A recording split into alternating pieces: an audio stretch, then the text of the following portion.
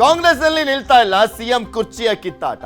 ಅಧಿವೇಶನದ ಸಂದರ್ಭದಲ್ಲಾದ್ರೂ ಅದು ಸೈಲೆಂಟ್ ಆಗಿರುತ್ತೆ ಅಂತ ಅನ್ಕೊಂಡ್ರೆ ಅಧಿವೇಶನದ ಮೊದಲ ದಿನನೇ ಕಿಚ್ಚನ್ನ ಹತ್ತಿಸಿದ್ದು ಸಿದ್ದರಾಮಯ್ಯ ಪುತ್ರ ಯತೀಂದ್ರ ಸಿದ್ದರಾಮಯ್ಯ. ಆ ವಿಚಾರ ಡಿ.ಕೆ. ಶಿವಕುಮಾರ್ ಅವರ ಬಣಕ್ಕೆ ಆಕ್ರೋಶವನ್ನ ತರಿಸಿತ್ತು. ನಿನ್ನೆ CLP ಸಭೆ ಬೇರೆ ನಿಂತು ಮತ್ತೆ ಕಾವೇರ್ತಾ ಇದ್ದಂತ ಒಂದು ಚರ್ಚೆಯನ್ನ ತಣ್ಣಗೆ ಮಾಡುವಂತ ಪ್ರಯತ್ನವನ್ನ ಮುಖ್ಯಮಂತ್ರಿಗಳು ಮಾಡ್ತಾ ಇದ್ದಾರೆ. ಆ ಒಂದು ಚರ್ಚೆ ಕಾವೇರಿಸಿದ್ದು ಸಿಎಂ ಮಗ ಯತೀಂದ್ರ. ಅಪ್ಪನೇ 5 ವರ್ಷ ಸಿಎಂ ಹೇಳಿಕೆಯ ವಿಚಾರ ಕೋಲಾಹಲವನ್ನ ಸೃಷ್ಟಿ ಮಾಡಿತು. ಕಾಂಗ್ರೆಸ್ನಲ್ಲಿ ಡಿ.ಕೆ. ಬಣದ ಆಕ್ರೋಶಕ್ಕೆ ಎಡೆ ಮಾಡಿಕೊಡ್ತು. ಹೈಕಮಾಂಡ್ ಅಂತ ಹೇಳುವಂತ ಸಂದರ್ಭದಲ್ಲಿ ಇವ್ರು ಯಾಕೆ ಈ ರೀತಿಯಾಗಿ ಹೇಳಬೇಕು, ಎಲ್ಲವನ್ನು ಹೈಕಮಾಂಡ್ ನೋಡ್ಕೊಳ್ಳುತ್ತಲ್ವಾ ಅಂತ ಡಿ.ಕೆ. ಶಿವಕುಮಾರ್ ಬಣದವರು ಹೇಳ್ತಾ ಇದ್ದಾರೆ. ಬೆಳಗಾವಿಯಲ್ಲಿ ಸಿಎಂ ನೇತೃತ್ವದಲ್ಲಿ ನಿನ್ನೆ CLP ಮೀಟಿಂಗ್ ನಡೆಯಿತು. ಸಚಿವರು ಶಾಸಕರಿಗೆ ಸಿಎಂ ಅರ್ಧ ಗಂಟೆ ನೀತಿ ಪಾಠವನ್ನ ಮಾಡಿದ್ದಾರೆ. ಬಿಜೆಪಿ ಅವರನ್ನ ಕಟ್ಟಿ ಹಾಕೋದು ಹೇಗೆ ಅಂತ ಪಾಠವನ್ನ ಮಾಡಿದ್ದಾರೆ. ಬಿಜೆಪಿ ನಾಯಕರ ಆರ್ಭಟಕ್ಕೆ ಮಣಿಯಬೇಡಿ, ರಾಜಕೀಯ ಚರ್ಚೆಗೆ ಅವಕಾಶವನ್ನ ಕೊಡಬೇಡಿ, ಮಾತಿನಲ್ಲೇ ಚಾಟಿಯನ್ನ ಬೀಸಿ ಅಂತ ಸಿಎಂ ಸೂಚನೆಯನ್ನ ಕೊಟ್ಟಿದ್ದಾರೆ. ಕುರ್ಚಿ ಕಿತ್ತಾಟವನ್ನ ಸೈಡಿಗಿಡಿ. ಮೊದಲು ಬಿಜೆಪಿ ಯಾವ ರೀತಿಯ ಅಟ್ಯಾಕ್ ಮಾಡ್ತಾರೆ, ಅದಕ್ಕೆ ಪ್ರತ್ಯುತ್ತರವನ್ನ ಹೇಗೆ ಕೊಡಬೇಕು, ಸದನದಲ್ಲಿ ಯಾವ ರೀತಿಯ ಉತ್ತರವನ್ನ ಕೊಡಬೇಕು, ಮಾತಿನಲ್ಲಿ ಹೇಗೆ ಅವರನ್ನ ಕಟ್ಟಿ ಹಾಕಬೇಕು, ಅದನ್ನ ಯೋಚನೆ ಮಾಡೋಣ ಅನ್ನುವಂಥ ನಿಟ್ಟಿನಲ್ಲಿ ಸಿದ್ದರಾಮಯ್ಯ ಅವರ ನೇತೃತ್ವದಲ್ಲಿ ನಿನ್ನೆ ನಡೆಯುತ್ತಲ್ಲ CLP ಸಭೆಯಲ್ಲಿ ಸೂಚನೆಯನ್ನ ಕೊಡಲಾಗಿದೆ.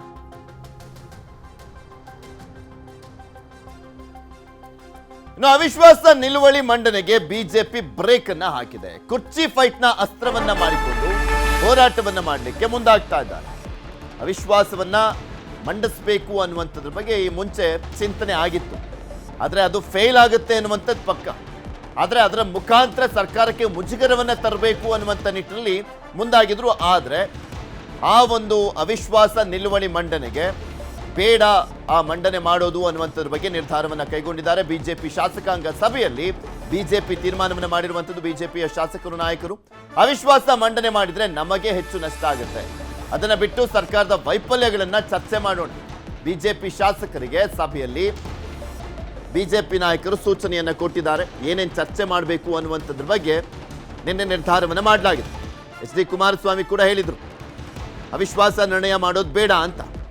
ಪಕ್ಷದೊಳಗಿನ ಅಸಮಾಧಾನ, ಪ್ರತಿಷ್ಠೆ ಎಲ್ಲವನ್ನೂ ಕೂಡ ಬಿಟ್ಟು ಹೋರಾಟ ಮಾಡೋಣ, ಸರ್ಕಾರವನ್ನು ಇಕ್ಕಟ್ಟಿಗೆ ಸಿಕ್ಕಾಕ್ಸೋಣ, ಸಾಕಷ್ಟು ವೈಫಲ್ಯಗಳಿದ್ದಾವೆ ಅದ್ರ ಬಗ್ಗೆ ಹೋರಾಟ ಮಾಡೋಣ, ಕುರ್ಚಿ ವಿಚಾರವನ್ನ ಕೂಡ ಪ್ರಸ್ತಾಪಿಸಿ ಇಕ್ಕಟ್ಟಿಗೆ ಸಿಕ್ಕಾಕ್ಸೋಣ ಅಂತ ಮಾತನಾಡಿದಂತೆ. ನಿನ್ನೆ ಕಾಂಗ್ರೆಸ್ನಲ್ಲಿ CLP ಸಭೆ ನಡೆಯಿತು. ಕಾಂಗ್ರೆಸ್ ಲೆಜಿಸ್ಲೇಟಿವ್ ಪಾರ್ಟಿ ಸಭೆ. ಇನ್ನ ಬಿಜೆಪಿದು BLP ಸಭೆ ನಡೆಯಿತು. ಬಿಜೆಪಿ ಶಾಸಕಾಂಗ ಸಭೆ. ಎರಡೂ ಪಕ್ಷದವರು ಕೂಡ ನಾವು ಏನೇನು ನಿರ್ಧಾರವನ್ನ ಮಾಡಬೇಕು, ಯಾವ ರೀತಿಯ ಹೋರಾಟ ಮಾಡಬೇಕು, ಒಂದ್ ಕಡೆ ಕಾಂಗ್ರೆಸ್ ಹೇಗೆ ಉತ್ತರ ಕೊಡಬೇಕು ಅಂತ ವಿರೋಧ ಪಕ್ಷದವರು ಯಾವ ರೀತಿಯ ಇಕ್ಕಟ್ಟಿಗೆ ಸಿಕ್ಕಾಕ್ಸ್ಬೇಕು ಆಡಳಿತ ಪಕ್ಷವನ್ನ ಅನ್ನುವಂಥ ನಿಟ್ಟಿನಲ್ಲಿ ಸಭೆಯನ್ನ ಮಾಡಿದ್ರು. ಎರಡೂ ಪಕ್ಷದ CLP ಮತ್ತೆ BLP ಸಭೆ ನಿನ್ನೆ ನಡೆದಿದೆ ಬೆಳಗಾವಿಯಲ್ಲಿ. ಅಧಿವೇಶನ ನಡೀತಾ ಇರುವಂತ ಈ ಸಂದರ್ಭದಲ್ಲಿ 2ನೇ ದಿನ ಶಾಸಕಾಂಗ ಪಕ್ಷದ ಸಭೆಗಳು ನಡೆದವು. ಒಂದ್ ಕಡೆ ಪ್ರಮುಖವಾಗಿ ಕಾಂಗ್ರೆಸ್ ಪಕ್ಷದ ಶಾಸಕಾಂಗ ಸಭೆಯಲ್ಲಿ ನಾಯಕತ್ವದ ವಿಚಾರಣೆ ದೊಡ್ಡ ಮಟ್ಟದಲ್ಲಿ ಚರ್ಚೆಗೀಡಾಗಬಹುದು ಅಂತ ಹೇಳಲಾಗ್ತಾ ಇತ್ತು. ಆದರೆ ಅದೆಲ್ಲದಕ್ಕೂ ಕೂಡ ಮುಖ್ಯಮಂತ್ರಿಗಳು ನೀತಿ ಪಾಠವನ್ನ ಮಾಡಿದ್ದಾರೆ. ನಮ್ ಕಚ್ಚಾಟ ಬೇಡ, ಅದೇ ಅಸ್ತ್ರ ಮಾಡಿಕೊಡೋದು ಬೇಡ, ವಿರೋಧ ಪಕ್ಷದ ಪ್ರಶ್ನೆಗಳಿಗೆ, ಅವರ ಅಟ್ಯಾಕಿಗೆ ನಾವು ಉತ್ತರವನ್ನ ಕೊಡುವಂತ ಕೆಲಸವನ್ನ ಮಾಡೋಣ, ಮಾತಿನ ಮುಖಾಂತರನೇ ಕಟ್ಟಿ ಹಾಕೋಣ, ನಮ್ಮ ವೈಫಲ್ಯಗಳು ಅವರಿಗೆ ಅಸ್ತ್ರ ಆಗಬಾರ್ದು ಅನ್ನುವಂಥ ನಿಟ್ಟಿನಲ್ಲಿ ಸೂಚನೆಯನ್ನ ಕೊಟ್ಟಿದ್ದಾರೆ. ಹೀಗೆ ತೋರಿಸ್ತಾ ಇದೆ ನೋಡಿ, ಎರಡು ಶಾಸಕಾಂಗ ಪಕ್ಷದ ಸಭೆಯ ದೃಶ್ಯಾವಳಿ ಅದು. CLP ನಾಯಕರು, ಮುಖ್ಯಮಂತ್ರಿಗಳಾಗಿರುವಂಥ ಸಿದ್ದರಾಮಯ್ಯನವರು ಆಲ್ಮೋಸ್ಟ್ ಸತತ 17 ವರ್ಷ ಅಂತ ಕಾಣಿಸುತ್ತೆ. ಸತತ 17 ವರ್ಷದಿಂದಲೂ ಕೂಡ ಕಾಂಗ್ರೆಸ್ನ ಶಾಸಕಾಂಗ ಸಭೆಯ ನಾಯಕರು ಸಿದ್ದರಾಮಯ್ಯ ಅವರು 2009ರಿಂದನೂ ಕೂಡ. ಇನ್ನು ಬಿಜೆಪಿಯ ಶಾಸಕಾಂಗ ಪಕ್ಷದ ನಾಯಕರಾಗಿರುವಂಥ ಅಶೋಕ್ ನೇತೃತ್ವದಲ್ಲಿ BLP ಸಭೆ ನಡೀತು. ಅಲ್ಲಿ ಬಿಜೆಪಿ ಶಾಸಕರು ಹಾಜರಿದ್ದರು. ಇದೆಲ್ಲದ್ರ ಬಗ್ಗೆನೂ ಕೂಡ ಇನ್ನಷ್ಟು ಮಾಹಿತಿಯನ್ನು ಕೊಡ್ತಾ ಹೋಗ್ತಾರೆ ನಮ್ಮ ಪ್ರತಿನಿಧಿ ಹೆಬ್ಬಾಕ ತಿಮ್ಮೇಗೌಡರು. ಬೆಳಗಾವಿಯಿಂದ ನೇರ ಸಂಪರ್ಕದಲ್ಲಿ ಜಾಯ್ನ್ ಆಗಿದ್ದಾರೆ. ತಿಮ್ಮೇಗೌಡರೆ, ನಿನ್ನೆ CLP BLP ಎರಡೂ ಸಭೆಗಳು ಕೂಡ ನಡೆದವು. ಆ ಸಭೆಯ ಹೈಲೈಟ್ಸ್ ಅಂತ ನೋಡ್ತಾ ಹೋದಾದ್ರೆ ಯಾವ ರೀತಿಯಾಗಿ ಅವರವರ ಪ್ರತಿಷ್ಠೆಯನ್ನ ಪಕ್ಕಕ್ಕಿಟ್ಟು ಸರ್ಕಾರದ ವಿರುದ್ಧ ಒಂದ್ ಕಡೆ ಮತ್ತು ಒಂದ್ ಕಡೆ ವಿರೋಧ ಪಕ್ಷದ ಪ್ರಶ್ನೆಗಳಿಗೆ ನಾವು ಪ್ರತ್ಯುತ್ತರವನ್ನ ಕೊಡಬೇಕು ಅನ್ನುವಂಥದ್ದು ಚರ್ಚೆಯನ್ನ ಮಾಡಲಾಯಿತು ಅಂತ. ಪೃಥ್ವಿರಾಜ್, ಬಹಳ ಮುಖ್ಯವಾಗಿ ಏನು ಬೆಳಗಾವಿ ಸುವರ್ಣಸೌಧದಲ್ಲಿ ನಡೀತಾ ಇರತಕ್ಕಂತ ಏನು ಚಳಿಗಾಲದ ಅಧಿವೇಶನ ಏನಿದೆ, ಇದು ಇವತ್ತು 3ನೇ ದಿನಕ್ಕೆ ಕಾಲಿಟ್ಟಿದೆ.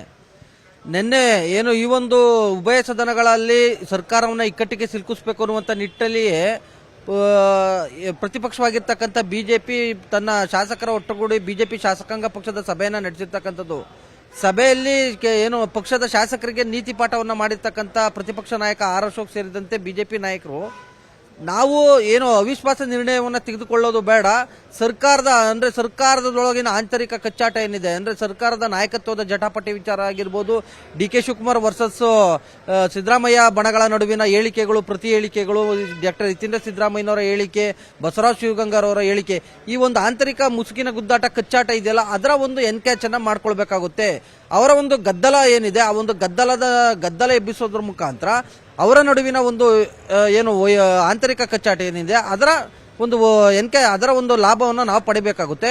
ಈ ನಿಟ್ಟಿನಲ್ಲಿ ಏನೋ ಉತ್ತರ ಕರ್ನಾಟಕ ಭಾಗಕ್ಕೆ ಸರ್ಕಾರ ಏನು ಅನುದಾನ ಕೊಡುವಲ್ಲಿ ವಿಫಲವಾಗಿರ್ತಕ್ಕಂಥದ್ದು, ಕಬ್ಬು ಮತ್ತೆ ಮೆಕ್ಕೆಜೋಳದ ವಿಚಾರವಾಗಿರ್ಬೋದು, ಮತ್ತೊಂದು ಕಡೆಯಾಗಿ ನೆರೆ ನಿರ್ವಹಣೆಗೆ ಸಂಬಂಧಪಟ್ಟಂತೆ ಏನು ಶಾಲಾ ಕಾಲೇಜು ಕಟ್ಟಡಗಳ ದುರಸ್ತಿ ಆಗಿರ್ಬೋದು, ಬೆಳೆ ಪರಿಹಾರದಲ್ಲಿ ಗೊಂದಲ ಆಗಿರ್ಬೋದು, ಈ ಎಲ್ಲ ಪ್ರಮುಖ ವಿಚಾರಗಳ ಬಗ್ಗೆ ವಿಷಯಾಧಾರಿತವಾಗಿ ಚರ್ಚೆಯನ್ನ ಮಾಡೋಣ. ಎಲ್ಲರೂ ಕೂಡ ಒಗ್ಗಟ್ಟನ್ನ ಪ್ರದರ್ಶನ ಮಾಡೋಣ. ಅಂದ್ರೆ ಗುಂಪುಗಾರಿಕೆ ಇದೆ ಎನ್ನುವಂತ ನಿಟ್ಟಲ್ಲಿ ಈಗಾಗಲೇ ಕಾಂಗ್ರೆಸ್ ಬಿಂಬಿಸ್ತಾ ಇದೆ. ನಾವು ಗುಂಪುಗಾರಿಕೆಗೆ ಆಸ್ಪದ ಕೊಡಬಾರದು, ಎಲ್ಲರೂ ಕೂಡ ಸಾಮೂಹಿಕವಾಗಿ ಒಗ್ಗಟ್ಟಿನ ಮೂಲಕವಾಗಿ ಆಕ್ರಮಣಕಾರಿ ಒಂದು ಧ್ವನಿಯನ್ನ ಎತ್ತಬೇಕು ಅನ್ನುವಂತ ನಿಟ್ಟಲ್ಲಿ ಪ್ರತಿಪಕ್ಷದ ನಾಯಕರು ತಮ್ಮ ಪಕ್ಷದ ಶಾಸಕರಿಗೆ ನೀತಿ ಪಾಠವನ್ನು ಹೇಳಿರ್ತಕ್ಕಂಥದ್ದು.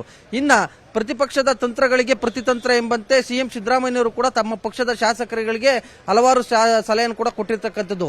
ಏನು ಬಿಜೆಪಿ ಶಾಸಕಾಂಗ ಪಕ್ಷದ ಸಭೆ ನಡೆದಂತ ಹೋಟೆಲ್ಗೆ ಏನು ಎದುರಿನಲ್ಲೇ ಇರ್ತಕ್ಕಂಥ ಖಾಸಗಿ ಹೋಟೆಲ್ನಲ್ಲಿ ಸಭೆಯನ್ನ ನಡೆಸಿದಂತ ಸಿಎಂ ಸಿದ್ದರಾಮಯ್ಯನವರು, ಅಂದ್ರೆ ಶಾಸಕಾಂಗ ಪಕ್ಷದ ಸಭೆಯನ್ನ ನಡೆಸಿದಂತ ಸಿಎಂ ಸಿದ್ದರಾಮಯ್ಯನವರು ಸುಮಾರು 1 ಗಂಟೆಗೂ ಹೆಚ್ಚು ಕಾಲ ಪಕ್ಷದ ಶಾಸಕರು ಮತ್ತೆ ಸಚಿವರಿಗೆ ಏನು ನೀತಿ ಪಾಠವನ್ನ ಹೇಳಿರ್ತಕ್ಕಂಥದ್ದು. ಏನು ಯಾರು ಕೂಡ ಭಾವೋದ್ವೇಗಕ್ಕೆ ಒಳಗಾಗಬೇಡಿ, ನಾವು ಮತ್ತೆ ಡಿ.ಕೆ. ಶಿವಕುಮಾರ್ ಇಬ್ರು ಕೂಡ ಒಗ್ಗಟ್ಟಾಗಿದ್ದೀವಿ, ನಾವು ಹೈಕಮಾಂಡ್ ತೀರ್ಮಾನಕ್ಕೆ ಬದ್ಧ ಅನ್ನುವಂತ ಒಂದು ಮಾತನ್ನ ಹೇಳಿದೀವಿ, ಅದಕ್ಕೆ ನಾವು ಈಗಲೂ ಕೂಡ ಬದ್ಧವಾಗಿರ್ತೀವಿ. ಆದ್ರೆ ಬಿಜೆಪಿ ನಾಯಕರು ಸದನದ ಒಳಗೆ ಮತ್ತೆ ಹೊರಗೆ ಸರ್ಕಾರವನ್ನು ಇಕ್ಕಟ್ಟಿಗೆ ಸಿಲುಕಿಸಬೇಕು ಅನ್ನುವಂತ ನಿಟ್ಟಲ್ಲಿ ಈಗಾಗಲೇ ಪ್ಲಾನ್ ಮಾಡ್ಕೊಂಡಿದ್ದಾರೆ. ಯಾರು ಕೂಡ ಪ್ರಚೋದನೆಗೆ ಒಳಗಾಗಬೇಡಿ, ಇದು ಎಲ್ಲ ಒಂದು ಕಡೆಯಾಗಿ ಬೇರೆಯವ್ರಿಗೆ ಅವಕಾಶವನ್ನ ಮಾಡಿಕೊಟ್ಟಂತಾಗುತ್ತೆ. ಯಾಕಂತ ಹೇಳಿದ್ರೆ ಉತ್ತರ ಕರ್ನಾಟಕ ಭಾಗದ ಚರ್ಚೆಗೆ ಉತ್ತರ ಕರ್ನಾಟಕ ಭಾಗದ ಸಮಸ್ಯೆಗಳಿಗೆ ಸ್ಥಳದಲ್ಲೇ ಪರಿಹಾರವನ್ನ ಕಂಡುಕೊಳ್ಬೇಕು ಅನ್ನುವಂತ ನಿಟ್ಟಲ್ಲಿ ಈ ಒಂದು ಚಳಿಗಾಲದ ಅಧಿವೇಶನ ನಡೆಸ್ತಾ ಇರ್ತಕ್ಕಂಥದ್ದು. ನನ್ನ ಅವಧಿಯಲ್ಲಿ ಇಂಥದ್ದೊಂದು ಇದಕ್ಕೆ ಆಗಬಾರ್ದು, ಅಂದ್ರೆ ಇಂಥದ್ದೊಂದು ಟೀಕೆಗಳಿಗೆ ಆಸ್ಪದ ಕೊಡಬಾರದು. ಹೀಗಾಗಿ ತಾವೆಲ್ಲರೂ ಕೂಡ ಉತ್ತರ ಕರ್ನಾಟಕ ಭಾಗ ಸೇರಿದಂತೆ ರಾಜ್ಯ ಸರ್ಕಾರ ಅಧಿಕಾರಕ್ಕೆ ಬಂದಂತ ಸಂದರ್ಭದಲ್ಲಿ ಜನರಿಗೆ ಏನೇನು ಕಾರ್ಯಕ್ರಮಗಳನ್ನ ಕೊಟ್ಟಿದ್ದೀವಿ, ಎಸ್ಪೆಷಲಿ ಉತ್ತರ ಕರ್ನಾಟಕ ಭಾಗದ ಜನರಿಗೆ ಕೊಟ್ಟಿರ್ತಕ್ಕಂಥ ಒಂದು ಕಾರ್ಯಕ್ರಮಗಳ ಪಟ್ಟಿಯನ್ನೇ ಸಿಎಂ ಸಿದ್ದರಾಮಯ್ಯನವರು ಪಕ್ಷದ 140 ಮಂದಿ ಶಾಸಕರಿಗೆ ಎಲ್ಲರಿಗೂ ಕೂಡ ಕೊಟ್ಟಿದ್ದಾರೆ. ಸುಮಾರು 4 ಪೇಜ್ಗಳ ಇರ್ತಕ್ಕಂಥ ಈ ಒಂದು ಪ್ರತಿಯನ್ನ ಎಲ್ಲರಿಗೂ ಕೂಡ ಕೊಟ್ಟಿರ್ತಕ್ಕಂಥದ್ದು. ನೀವೆಲ್ಲರೂ ಕೂಡ ಇದನ್ನ ಸ್ಟಡಿ ಮಾಡ್ಕೊಂಡ್ ಬನ್ನಿ, ಎಲ್ಲರೂ ಕೂಡ ವಿಷಯಾಧಾರಿತವಾಗಿ ಚರ್ಚೆಯನ್ನ ಮಾಡಿ.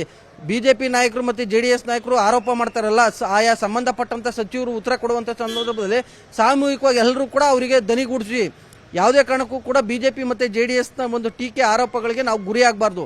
ಈ ನಿಟ್ಟಿನಲ್ಲಿ ಸಾಮೂಹಿಕವಾಗಿ ಒಗ್ಗಟ್ಟನ್ನು ಪ್ರದರ್ಶನ ಮಾಡೋದ್ರ ಮುಖಾಂತರ ನಾವು ವಿರೋಧ ಪಕ್ಷಗಳ ಒಂದು ಟೀಕೆ ಆರೋಪಗಳಿಗೆ ಪ್ರತಿತಂತ್ರ ಎಂಬಂತೆ ಕೌಂಟರ್ನ ಕೊಡಬೇಕಾಗುತ್ತೆ ಅನ್ನುವಂಥ ಒಂದು ನೀತಿ ಪಾಠವನ್ನು ಹೇಳಿರ್ತಕ್ಕಂಥದ್ದು. ಮತ್ತೊಂದು ಕಡೆಗೆ ಇನ್ನು ಗ್ಯಾರಂಟಿ ವಿಚಾರದಲ್ಲೇ ಕೂಡ ಕೆಲ ಸಚಿವರುಗಳು ಕೂಡ ಶಾಸಕರು ಕೂಡ ಅಸಮಾಧಾನವನ್ನು ವ್ಯಕ್ತಪಡಿಸಿದ್ದಾರೆ. ಗ್ಯಾರಂಟಿಗಳನ್ನು ನೆಚ್ಕೊಂಡು ಹೋದ್ರೆ ನಾವು ಮುಂದಿನ ಚುನಾವಣೆ ಎದುರಿಸೋಕ್ಕಾಗೋದಿಲ್ಲ ಅನ್ನುವಂಥ ಒಂದು ಅಸಮಾಧಾನವನ್ನು ಕೂಡ ವ್ಯಕ್ತಪಡಿಸಿದ್ದಾರೆ ಎನ್ನುವಂಥ ಒಂದು ಮಾಹಿತಿ ಕೂಡ ಲಭ್ಯ ಆಗಿರ್ತಕ್ಕಂಥದ್ದು. ಎಸ್ಪೆಷಲಿ ಈ ಒಂದು ಬಣ ರಾಜಕೀಯಕ್ಕೆ ಸಂಬಂಧಪಟ್ಟಂತೆ ಈಗಷ್ಟೇ ನಮ್ಮ ನ್ಯೂಸ್ 18ಗೆ ಲಭ್ಯ ಆಗಿರ್ತಕ್ಕಂಥ ಮಾಹಿತಿ ಪ್ರಕಾರ ಸಿಎಂ ಡಿ.ಕೆ. ಶಿವಕುಮಾರ್ ಅವರು ಕೂಡ ಬಿಜೆಪಿ ನಾಯಕರು ಮತ್ತೆ ಜೆಡಿಎಸ್ ನಾಯಕರ ಪ್ರವೋಕೇಶನ್, ಭಾವೋದ್ವೇಗ, ಅವರ ಒಂದು ಟೀಕೆಗಳಿಗೆ, ಅವರ ಒಂದು ಪ್ರಚೋದನೆಗಳಿಗೆ ಭಾವೋದ್ವೇಗಕ್ಕೆ ಒಳಗಾಗಬೇಡಿ, ಯಾವುದೇ ಕಾರಣಕ್ಕೂ ಕೂಡ ಗೊಂದಲಮಯವಾದಂತ ಹೇಳಿಕೆಯನ್ನ ಕೊಡಬೇಡಿ, ನಾವು ನಮ್ಮ ಬಣದ ಹೇಳಿಕೆಗಳನ್ನ ಹೈಕಮಾಂಡ್ ಸೂಕ್ಷ್ಮವಾಗಿ ಗಮನಿಸ್ತಾ ಇದೆ, ಇದು ಎಲ್ಲ ಒಂದ್ ಕಡೆಗೆ ನನಗೆ ಹಿನ್ನಡೆ ಆಗುತ್ತೆ ಅನ್ನುವಂತ ಒಂದು ಸಲಹೆಯನ್ನ ತಮ್ಮ ಬಣದ ಶಾಸಕರಿಗೆ ಕೊಟ್ಟಿದ್ದಾರೆ ಅನ್ನುವಂತ ಒಂದು ಮಾಹಿತಿ ಸದ್ಯಕ್ಕೆ ಲಭ್ಯ ಆಗಿರುವಂತದ್ದು. ಪೃಥ್ವಿರಾಜ್.